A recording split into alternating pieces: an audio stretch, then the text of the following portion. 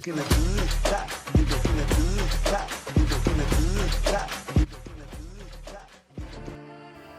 అండి. ఇవైతే కట్టుపరుగులు. ముందుగా మన కట్టుపరుగులు నీట్‌గా క్లీన్ చేసుకొని, వాటి గుడ్లని అయితే పుల్లకి గుచ్చుకొని అయితే పెట్టుకోవాలి. తర్వాత అయితే ఒక 3 ఉల్లిపాయలు, 5 పచ్చిమిరపకాయలు, 2 వెల్లుల్లి రేఖలు, దాంతోపాటు అయితే చిన్న అల్లం ముక్క అయితే రెడీ చేసి పెట్టుకోండి.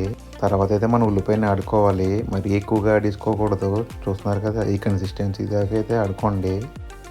అలాగే స్టవ్ మీద గిన్నె పెట్టుకొని ఈ స్పూన్తో అయితే 5 స్పూన్ల ఆయిల్ అయితే వేసుకోండి.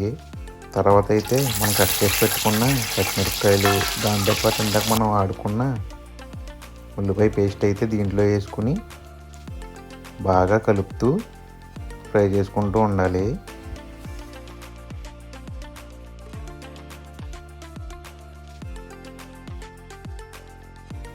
అలా ఉల్లిపాయ కొంచెం కలర్ మారాక ఇందాకైతే మనం దంచి పెట్టుకున్న అల్లం వెల్లుల్లి పేస్ట్ అయితే ఒక స్పూన్ అయితే యాడ్ చేసుకుని మొత్తం పట్టేలాగైతే బాగా తిప్పుకుంటూ ఫ్రై చేసుకుంటూ ఉండండి. మనం ఇలా ఆయిల్ అయితే ఇలా బయటకు వచ్చేదాకా అయితే ఫ్రై చేసుకోవాలి. తర్వాత అయితే ఒక చిన్న స్పూన్ పసుపు, అలాగే మీ రుచికి సరిపడా సాల్టు, అలాగే మీ రుచికి సరిపడా కారం అయితే యాడ్ చేసుకోండి. దాంతోపాటు ధనియాలు, జీలకర్ర పొడి వేసుకొని మొత్తం అంతా పట్టేలాగైతే బాగా తిప్పుకోండి. మొత్తం అన్ని ఐటమ్స్ అయితే మిక్స్ అయిన తర్వాత మనం ఇందాక రెడీ చేసుకున్న చేపలను అయితే దీంట్లో అయితే పెట్టేయాలి.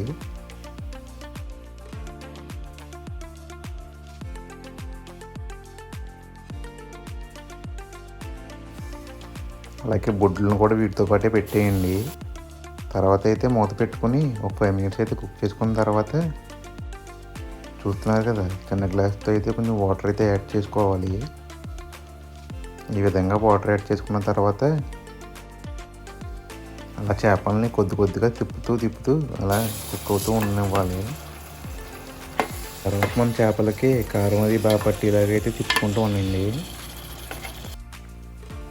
అలా మొత్తం ఒకసారి తిప్పుకున్న తర్వాత అయితే మళ్ళీ మూత పెట్టుకుని ఒక 10 మినిట్స్ అయితే మీడియం ఫ్లేమ్లో అయితే మనం కుక్ చేసుకుంటూ ఉండాలి. అలా మధ్యలో ఒకసారి తీసుకొని మళ్ళీ కలుపుకొని అయితే మూత అయితే పెట్టేసుకోండి. అలా 10 మినిట్స్ అయిన తర్వాత మూత తీసి చూస్తే మన కర్రీ అయితే రెడీ అయిపోయింది. కొత్తిమీరతో గార్నిష్ చేసుకోండి.